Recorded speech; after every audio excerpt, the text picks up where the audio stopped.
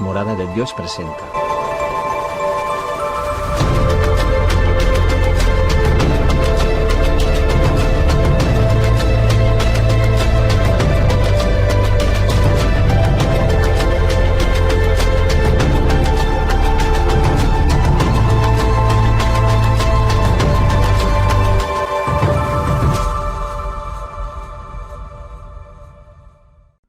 Hola, ¿qué tal? Buenas noches, nuevamente para Morada de Dios. Hoy hablaremos acerca del segundo cimiento, la guerra espiritual. La guerra espiritual fue un segundo mover del Espíritu Santo en los años recientes, digamos. Este mover comenzó a finales de los años 80 como una respuesta de parte de Dios a los ataques del enemigo. Después de que la iglesia prosperó mediante la alabanza y la adoración, los dones se manifestaron con gran fuerza mediante el poder del Espíritu Santo en las congregaciones. También los encuentros con el Señor proliferaron y las vidas comenzaron a cambiar, pero el enemigo, al darse cuenta de esto, contraatacó con lo que denominamos brujería o hechicería. Es decir, que nos levantó vecinos, parientes, amigos, conocidos, que no estaban de acuerdo en lo que hacíamos y cómo lo hacíamos, o que de alguna manera deteníamos su propio beneficio y comenzaron a mandar brujos contra nosotros. Entonces empezaron a ocurrir toda clase de problemas en las iglesias. La gente enfermaba sin razón aparente, por causas muy raras. Había problemas económicos debido a gastos no previstos como accidentes, enfermedades. También comenzó a manifestarse como depresión, insomnios, temores, ruidos inexplicables, sombras. Las familias comenzaron a separarse y todo esto dio como resultado que buscando al Señor, hombres extraordinarios se levantaron con esta nueva revelación en la que se daban cuenta que era el enemigo operando en el pueblo de Dios. Tú puedes preguntarte, ¿Satanás puede actuar en el pueblo de Dios? Sí puede. Nuestra experiencia así lo indica. Hay iglesias que tratan este asunto de una manera muy simplista y toman un pasaje que indica que el maligno no puede tocarnos, para decir que Satanás ya no puede obrar en los hijos de Dios, y si lo hace es solo porque tú estás en una situación de pecado. Pero en nuestra experiencia esto no es totalmente cierto. Una y otra vez hemos visto a la gente que no está practicando ninguna clase de pecado, cuyos problemas apuntan directamente a la santería o alguna variante de estas. Y últimamente hemos visto una santería de un nivel totalmente distinto, es decir, igual que como el conocimiento de Dios ha avanzado en la iglesia del mundo, también los brujos van avanzando en el conocimiento de lo oculto. Ahora, el problema que vemos a simplemente dejar esto pasar, como diciendo, bueno, fue una enseñanza de antaño, ya no se usa, ya no sirve, ya no es efectiva. Y nosotros creemos que este fue un mover genuino del Espíritu Santo por todo el mundo, abriendo el entendimiento al verdadero poder del enemigo. Cuando las iglesias prefieren olvidar esto, simplemente piensan que si no se meten con el diablo, tampoco hará nada contra ellos. Pero el problema es que vemos a mucha gente dentro de las iglesias ser atacada por demonios, y muchas veces esas mismas personas se están ministrando en la congregación, es decir, son los músicos, son los líderes de alabanza, dan la enseñanza, etc. Las circunstancias de estas personas no van a cambiar si los líderes no se ponen a actuar en consecuencia. Es necesario reconocer que hubo excesos en esta revelación, ¿sí? Se cometieron muchos excesos por los cuales muchas iglesias decidieron apartarse de esta enseñanza. Muchos de esos excesos están descritos en varios libros que me ha tocado leer. Por ejemplo, ver demonios hasta debajo de las piedras, ¿no? Todo es maligno, todo es del mal, etcétera, etcétera, etcétera. Eso está errado completamente. Vivir una vida llena de temor por no saber por dónde te va a atacar el enemigo también es un error.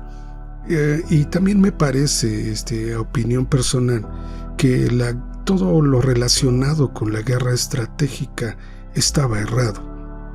Sí, porque obviaba una parte muy importante que es el poder de Dios moviéndose alrededor de nosotros. Bien, lo explicaré en otra ocasión.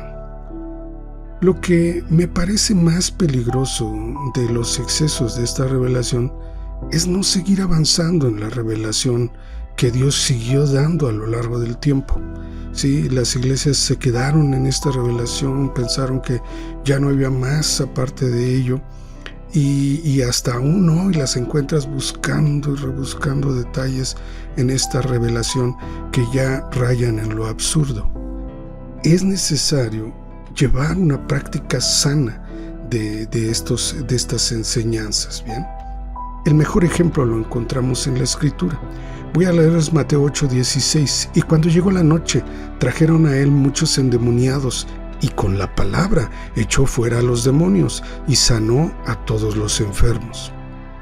El ministerio de Jesús definitivamente también consistía, una parte esencial de él era echar fuera demonios. Así que probablemente y sanó todos los enfermos. Probablemente muchas de esas sanidades se produjeron también al expulsar demonios, porque lo hemos visto en nuestra práctica. Así que es necesario expulsar demonios. A sus 12 apóstoles les dice en Mateo 10:8: sanad enfermos, limpiad leprosos, resucitad muertos, echad fuera demonios, de gracia recibisteis, dad de gracia. Entonces ven como el ministerio al que ellos fueron llamados también incluía echar fuera demonios. Así que nuestros ministerios actualmente deben seguir haciendo exactamente lo mismo que Jesús hacía. Todavía va más allá Jesús en Mateo 12:28 y nos dice: pero si yo por el Espíritu Santo echo fuera los demonios, ciertamente ha llegado a vosotros el reino de Dios. Así que una de las maneras de manifestar el reino de Dios al mundo es precisamente expulsar estos demonios. ¿Ok? Los principios que nos dejó esta revelación siguen siendo totalmente válidos. Por ejemplo, les voy a leer 1 Juan 5:19.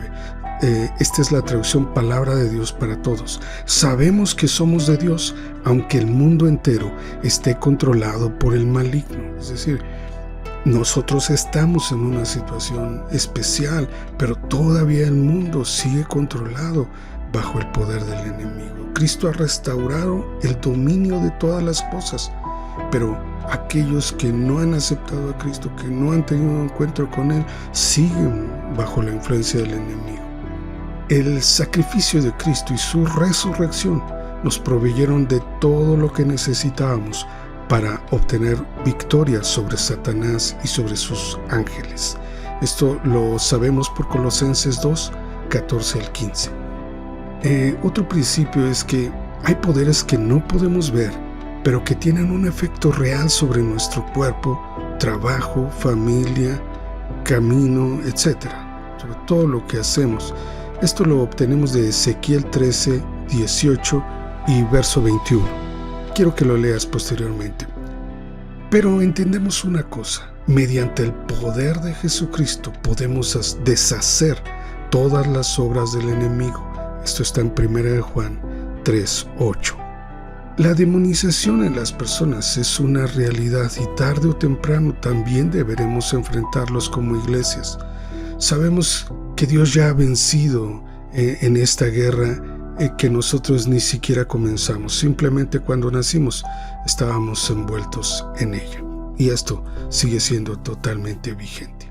Ahora, quiero ahondar en un principio que no creo que esté bien definido en la iglesia actual. y es acerca de Efesios 6:12. Les voy a leer la traducción Palabra de Dios para Todos. Dice: nuestra lucha no es contra seres humanos, sino contra gobernantes, contra autoridades, contra poderes de este mundo oscuro.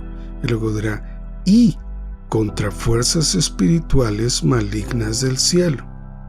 Entonces, este pasaje hace una separación muy bien entre gobernantes, autoridades, poderes, y luego contra fuerzas espirituales malignas del cielo. Es algo que en la Reina Valera también está, pero no está tan bien definido. No se ve tan claramente como en esta traducción, por lo que debemos diferenciar entre nuestros verdaderos enemigos. Sabemos que nuestros enemigos no son los seres humanos, sino son otra clase de entidades, pero debemos separarlas primero. Los primeros gobernantes, autoridades, poderes de este mundo oscuro son ángeles caídos. Esa es la referencia hacia los ángeles caídos. Y las fuerzas espirituales malignas del cielo son los demonios o espíritus inmundos. ¿En dónde encontramos esto? Bueno, sería muy largo de describir este asunto, pero vamos simplemente a leer 1 Corintios 15:14, donde se refiere a ángeles, que nosotros los consideramos seres espirituales con un cuerpo. Y dirá: y hay cuerpos celestiales y cuerpos terrenales, pero una es la gloria de los celestiales y otra la de los terrenales. Les voy a leer ahora la traducción en lenguaje actual. Dice: hay también cuerpos que viven en el cielo y cuerpos que viven en la tierra. La belleza de los cuerpos del cielo no es como la de los cuerpos de la tierra.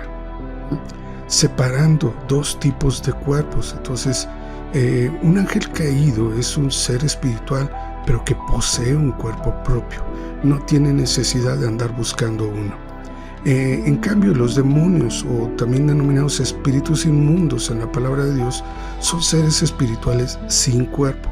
De esto se habla en Mateo 12:43. Dice: cuando el espíritu inmundo sale del hombre, anda por lugares secos buscando reposo y no lo halla. Después dirá y dice: regresaré a mi casa. ¿A qué le llama casa? Al cuerpo humano. Así que esos no poseen un cuerpo definido, son los que realmente expulsamos de los cuerpos, pero debemos separarlos. Aquí la pregunta es: ¿qué es lo espiritual? O sea, a veces hemos asociado lo espiritual con lo inmaterial, con lo invisible, con lo etéreo, es decir, lo intangible, lo que está poco definido. Pero parece no ser así. La realidad es que lo que nosotros llamamos espiritual es de una naturaleza material, igual que este mundo que podemos ver, solo que parece ser de una dimensión superior a la nuestra. Intentaré explicarlo mejor en otra ocasión. Ahora, esta distinción que les digo entre ángeles caídos y demonios es esencial para el futuro, porque si no hacemos correctamente esta distinción, estaremos errando seguramente en un futuro cercano. Pablo nos habla del misterio de la iniquidad. Dirá en 2 de Tesalonicenses 2:7: porque ya está en acción el misterio de la iniquidad, solo que hay quien al presente lo detiene hasta que él a su vez sea quitado de en medio, afirmando que está en marcha un misterio que seguramente trata sobre el engaño final del diablo hacia el mundo, engaño que según Jesucristo podría atrapar incluso a los escogidos de Dios. Esto lo encontrarás en Mateo 24:24. ¿Qué podemos concluir esta noche? Primero, la etapa que conocemos como guerra espiritual fue un mover genuino del Espíritu Santo, preparando a su iglesia para la madurez espiritual. Segundo, como todas las revelaciones, hubo excesos y esto trajo cierta aversión de algunos grupos evangélicos que ya no lo usan o lo consideran simplemente de la vieja guardia. Pero los principios espirituales que nos dejó siguen perfectamente vigentes. Debemos además agregar este nuevo principio: separar entre ángeles caídos y demonios, que también son llamados espíritus inmundos, para una enseñanza que posteriormente revelaré.